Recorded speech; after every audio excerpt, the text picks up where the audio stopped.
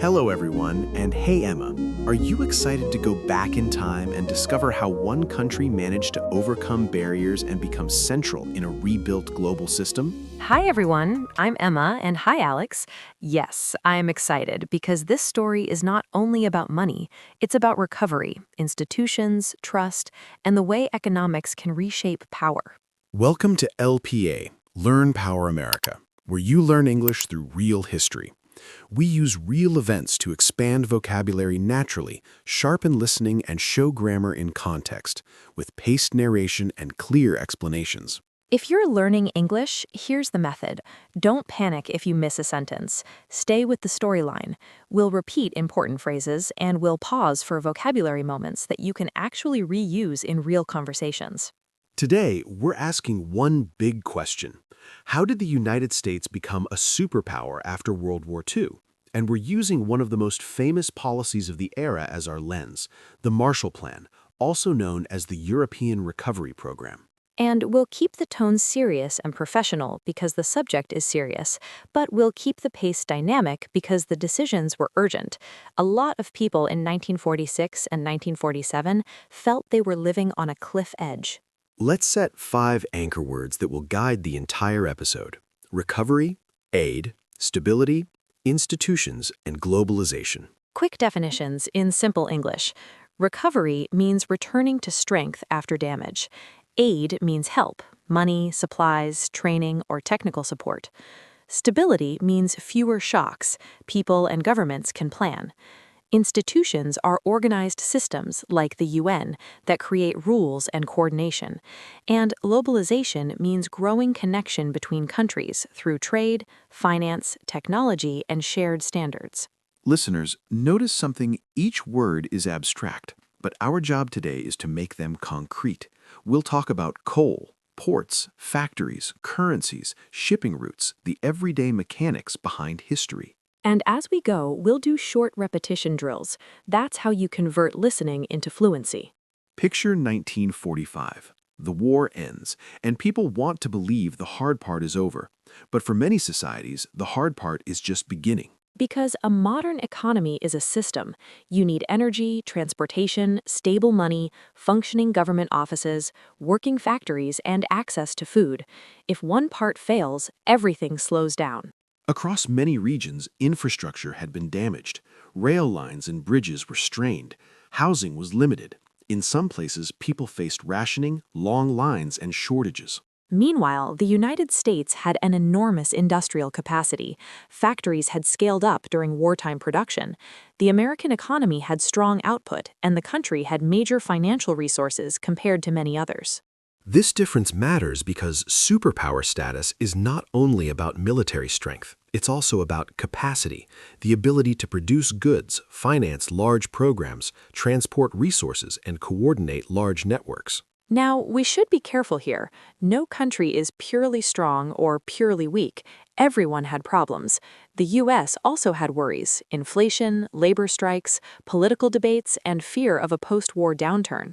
Exactly. So the question becomes, why did the United States choose a path of international engagement rather than stepping back? Let's introduce a phrase that policymakers used often: economic dislocation. It means the economy is not functioning smoothly, production is uneven, prices are unstable, and people can't predict the future. After the war, many leaders feared that economic dislocation could lead to political instability, and political instability could open the door to extreme movements, internal conflict, or international tension. Here's another useful phrase: a vicious cycle. A vicious cycle is when one problem makes another problem worse, and that second problem makes the first problem worse again. For example, shortages cause unrest. Unrest disrupts production. Disrupted production causes more shortages. That's a vicious cycle. So, by 1946 and 1947, the conversation in many capitals became urgent. How do we break the cycle? This is the environment where the Marshall Plan begins to make sense, not as a single act of generosity, but as a strategic attempt to stabilize systems. Learning break. Repeat after me, slowly. Economic recovery. Political stability. A vicious cycle. To break the cycle. Economic dislocation. These phrases are extremely common in documentaries, serious podcasts, and academic discussions. Now, let's make the crisis more vivid. One major issue was energy, especially coal. Coal was the fuel of factories, trains, and heating. If coal production is low, transportation slows. If transportation slows, food and raw materials don't move efficiently. If goods don't move, factories can't produce. It becomes a chain reaction. Another pressure point was currency and trade. Many countries needed imports, fuel, machinery, raw materials, but had limited dollars to pay for them. This created what some economists called a dollar gap. In simple terms, countries needed to buy goods but didn't have enough of the currency used in global trade at the time. And if trade collapses, the entire recovery slows down. So policymakers started thinking in terms of systems, production, trade, money, and confidence. Confidence is key. If businesses think the future is unstable, they don't invest. If they don't invest, productivity stays low. So stability is not just emotional, it's an economic input. That's why in this era, words like stabilize, rebuild, and coordinate became central, because they describe system repair, not just charity. Alex, let's address the American side in a professional way. Why would U.S. leaders support a massive foreign aid program? Several reasons, and we can say them without attacking anyone. First, there was a security logic. Policymakers believed that stable allies reduce conflict risk. Second, there was an economic logic. If Europe recovered, it would become a strong trading partner, buying goods, participating in global trade, and supporting a stable economic environment. Third, there was a political logic. After a devastating world war, many Americans and Europeans wanted to build a new order that reduced the chance of another catastrophic conflict. Also, the United States was stepping into a new international role. Before the war, many Americans preferred limited involvement abroad. After the war, that debate changed, not overnight, but significantly. And it changed because global events had demonstrated the distance did not guarantee safety, so international engagement started to look like a form of risk management. You can summarize this in one line. Leaders believed that economic stability abroad could support security and prosperity at home. 1947 becomes a turning point. Britain, which had carried massive wartime burdens, was under severe economic strain. The global environment was shifting fast. In this period, the United States also announced policies aimed at supporting countries facing crisis and instability, with the idea of helping them remain economically functional. This is where the Cold War background begins to appear more clearly. Tensions between major power blocs were rising, and many governments were thinking in strategic terms. Important, we will describe this carefully. The Cold War was not a simple cartoon story. It was a long era of competition, political, economic, technological, and military, shaped by fears and interests on multiple sides. Exactly.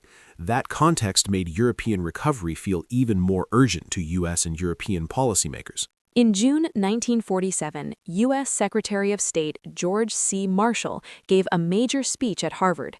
Its message was blunt: Europe's economic health mattered for global stability.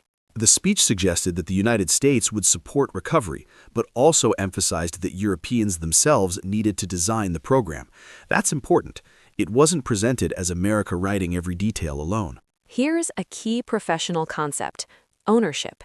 In development and recovery programs, ownership means the affected countries have responsibility and agency in planning and implementation. In other words, the plan was framed as cooperative. The U.S. would support, but European governments would coordinate needs, priorities, and strategies. And the plan's moral framing was often described as being against hunger, poverty, desperation, and disorder, not against a specific nation. That framing helped sell the idea politically and diplomatically. It presented recovery as a global public good. Learning break. Repeat these nouns. Ownership. Agency, meaning the ability to act and decide. Cooperation. Implementation. Priorities. If you can use ownership and implementation in English, your professional vocabulary just leveled up. A speech is easy. A program is hard. So what did implementation look like? First, European governments met to assess needs and propose coordinated plans.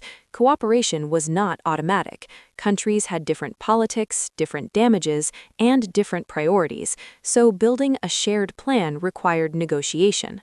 That negotiation itself is part of the story. The Marshall Plan didn't only rebuild physical assets, it also pushed the habit of coordination, which would influence European integration later. The U.S. side created administrative structures to manage the program, monitor flows, and set guidelines. The idea was not only to send resources, but to make them effective. Aid took many forms: grants, loans, raw materials, fuel, machinery, and technical assistance. Think of it as a package designed to restart production and trade. Now, let's explain counterfunds in simple English. When aid paid for imports, local currency could be collected domestically and then used for investment, for infrastructure, modernization, and rebuilding. And this is where you see institutions at work. Institutions create procedures: how to allocate resources, how to track spending, how to coordinate policy. Another key word here is conditionality, but we should be careful. Conditionality can mean requirements attached to aid. In practice, it's complicated. Some conditions aim for transparency and effective spending. Others can create political tension. We're staying neutral. The key is that the Marshall Plan was not just money. It was a managed system with expectations, reporting, and coordination. Let's make it concrete with a few examples, described broadly. Imagine a port that needs equipment to unload ships faster. Faster unloading means faster distribution. Faster distribution means factories get input sooner and can produce more. Or imagine rail lines and bridges being repaired. That's not glamorous, but it's the bloodstream of an economy. Logistics determines whether production can scale. Or consider fertilizer and agricultural equipment. If agriculture improves, food supply increases. If food supply increases, prices stabilize. If prices stabilize, unrest may decline. Again, system effects. This is why we keep returning to stability. Stability is not an abstract virtue. It is what makes planning possible. Another part was technical knowledge. Productivity missions and exchanges helped share industrial practices, management methods, production techniques, engineering improvements. We should describe that carefully. Knowledge exchange is not one-way genius teaching ignorance. Europe had immense expertise.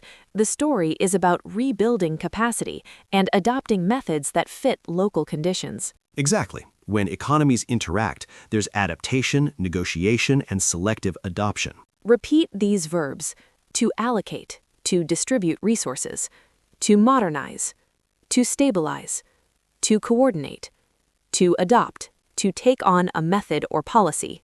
These verbs are the engine of policy storytelling. Now we zoom out. The Marshall Plan fit into a wider architecture of institutions. The United Nations, founded in 1945, provided a global forum for diplomacy.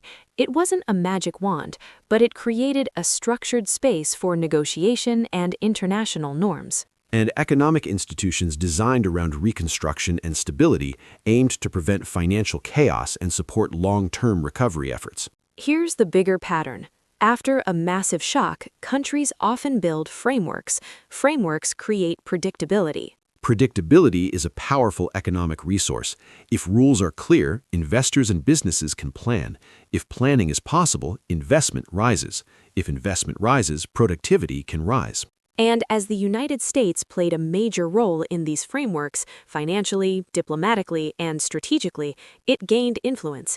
Influence means you are central in decision-making networks. That central position is one element of becoming a superpower. You don't only react to the world, you help shape the systems the world uses. Let's define globalization again, but now with texture.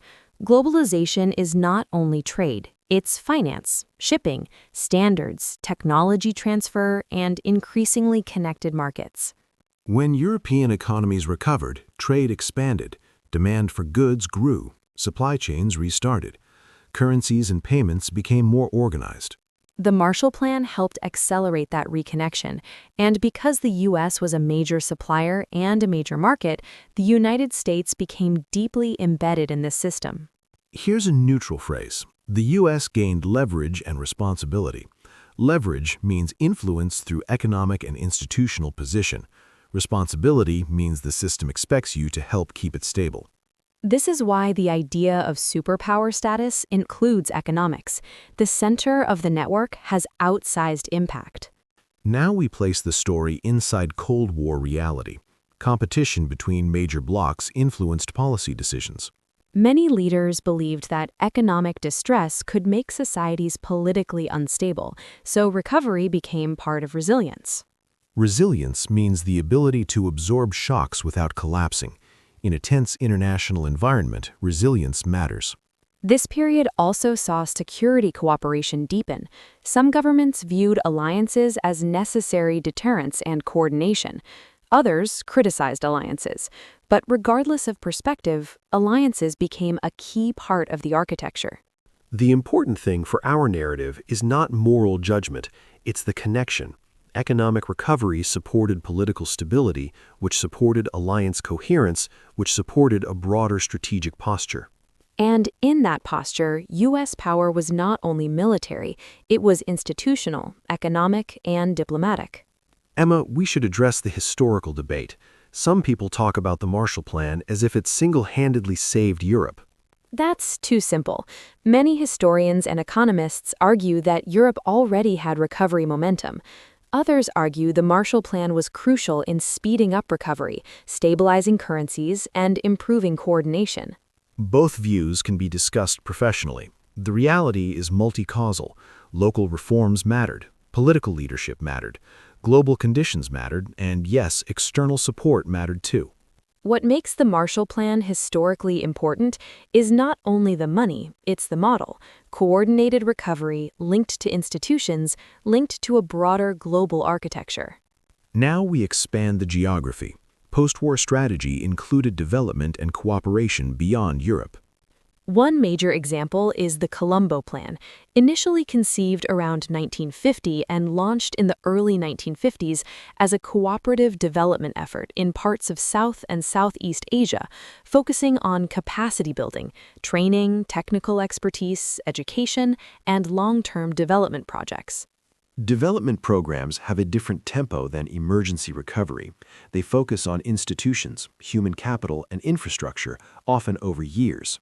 And development also intersects with Cold War competition, because influence can be built through partnerships, education exchanges, and economic cooperation. Again, not good versus bad, rather states pursue interests. Many newly independent countries pursued their own paths, balancing relationships, seeking resources, and building institutions. For learners, this is a key English phrase, to pursue a path. It means to follow a chosen direction. The global system was changing. Decolonization, new states, new needs, new alliances. Development became part of globalization. New markets, new trade routes, new partnerships. Repeat these phrases. To pursue a path. Capacity building. Human capital. Long-term development. Strategic posture.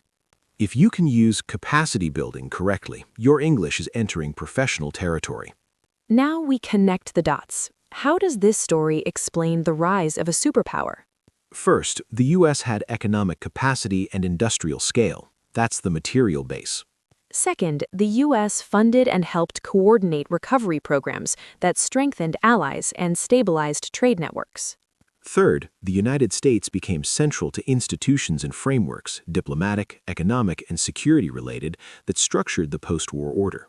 Fourth, as globalization expanded, the U.S. economy became a hub, a major market, a major financial actor, and a key node in technology and production.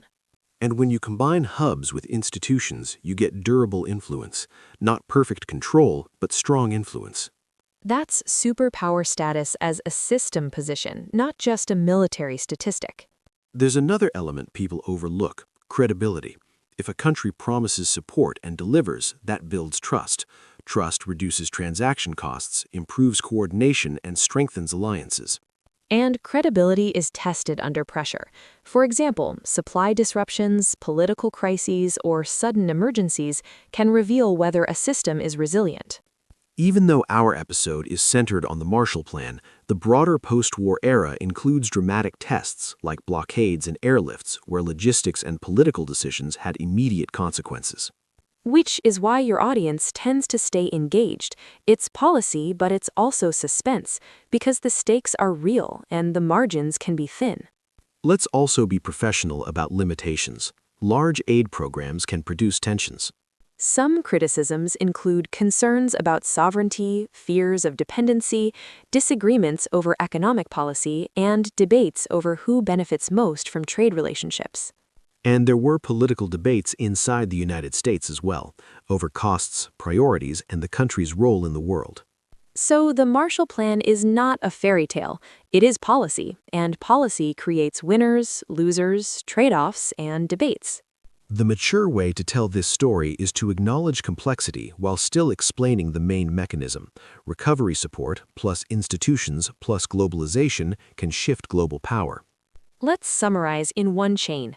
Post-war crisis creates instability risk, recovery becomes urgent, the Marshall Plan supports coordinated rebuilding, institutions strengthen rules and cooperation, globalization expands networks, the United States becomes central in the system, superpower influence grows. And here are your final keywords: recovery, aid, stability, institutions, globalization, plus the verbs stabilize, coordinate, allocate, modernize, adopt. If you enjoyed this, we can do a follow-up episode that turns the policy into pure suspense, like the Berlin airlift, where logistics becomes life or death. Thanks for listening to LPA, Learn Power America. Subscribe for more English through real history. Thanks, everyone. See you next time.